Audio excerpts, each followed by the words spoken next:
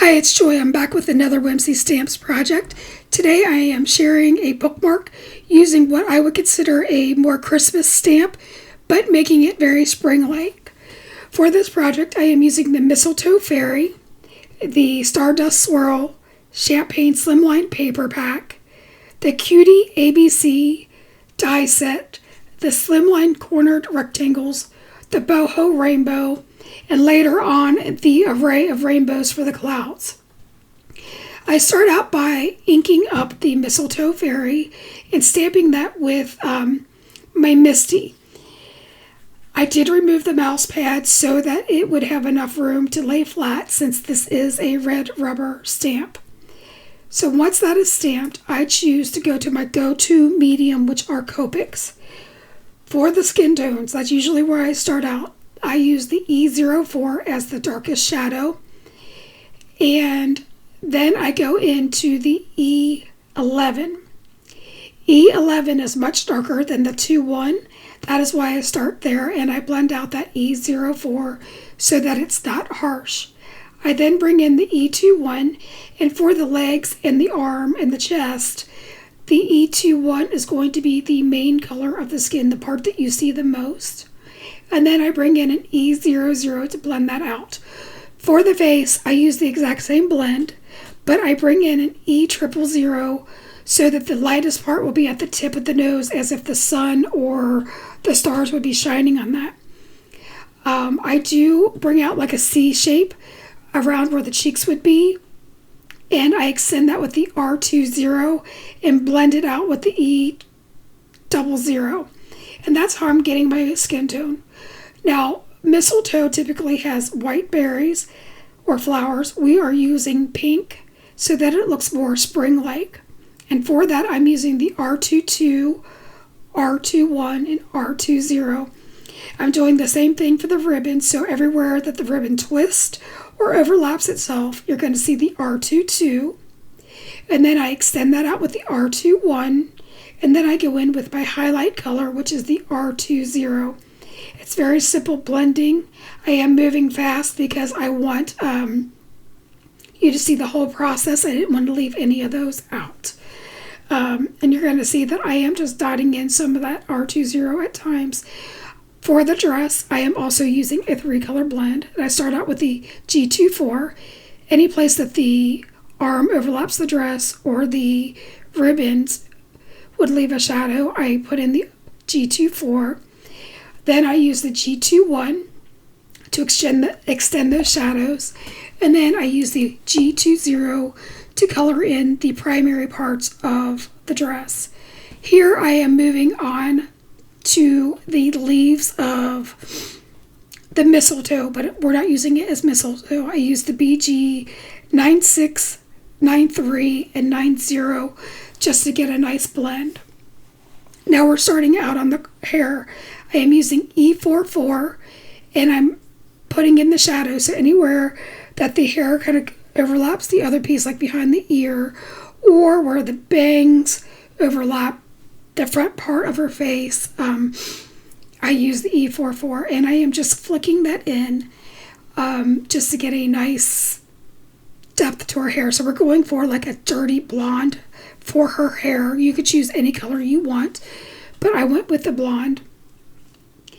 Next, I come in with an E42, and I extend those lines, and I make sure to flick those out. I don't necessarily overlap too much on the E44 because it will extend that. I said it was an E42, it's an E43.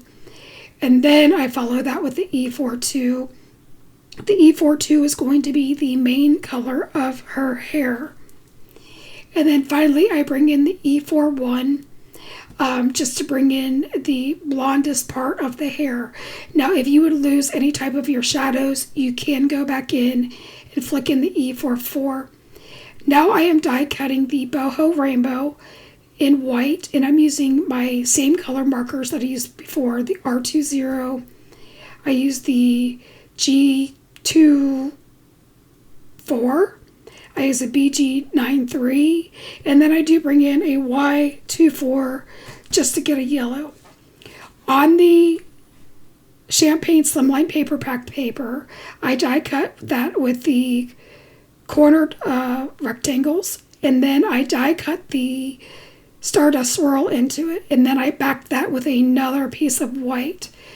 Now I am bringing in the array of rainbows, just the clouds, and for the clouds, I am taking a C1 and a C0 just to put a little bit of dimension into the clouds, and I am gluing those down at the end of the rainbow, and I do pop up, I think, one of the clouds.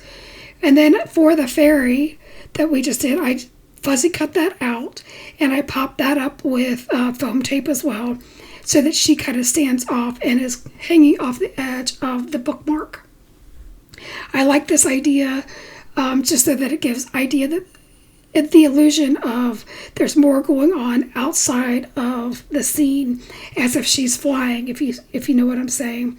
So I really love the way that this has turned out.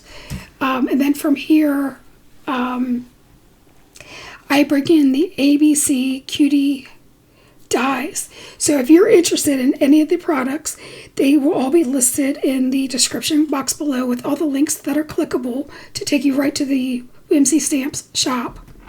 I cut out the letters, all of them. I kept them connected with black cardstock, and now I'm putting the Full of Magic that I spelled out. So I had to die cut them twice so that I could get all of the letters. And then with a reversible tweezers, I am putting down the magic, well, all of the letters with wet glue. Sometimes I use the tweezers, sometimes I'm able to go just using my fingers. Now, you're going to see me fiddle here for a minute with some of the shavings. It's real important to make sure you get all the paper shavings off of your die cut. Otherwise, it's going to look like you've got little hairs on your letters. That's just a little tip to share with you if you're not using a really tight sandwich with your die cutting machine. That sometimes you'll get those extra little hairs. But I am loving the way that this has turned out. If you've hung out with us this long, we would just love it if you would consider liking and subscribing. We here at Whimsy love hanging out with you guys. We always look forward to seeing you, hanging out with you, sharing our makes and our takes. So please come back and see us. I know that that's super important to all of us. You can see with my pokey tool, I am now removing some of those shavings. If I had done that prior to gluing it down, I could have just very easily pulled those off with my fingers. I added some sequins just to add some shimmer and shine. And then this is where I thought, well, we need this to stand out a little bit more. So I used some paper from my stash. I used the largest of the slimline cornered rectangles, and I matted that down and glued it. So I really like the way the matting turned out. For some reason, I always need something dark. I even considered using black, but I thought the magic would kind of pull into that. So here's the last look at my card. Again, thank you for hanging out with us. Until next time, keep crafting. Have a great day. Bye-bye.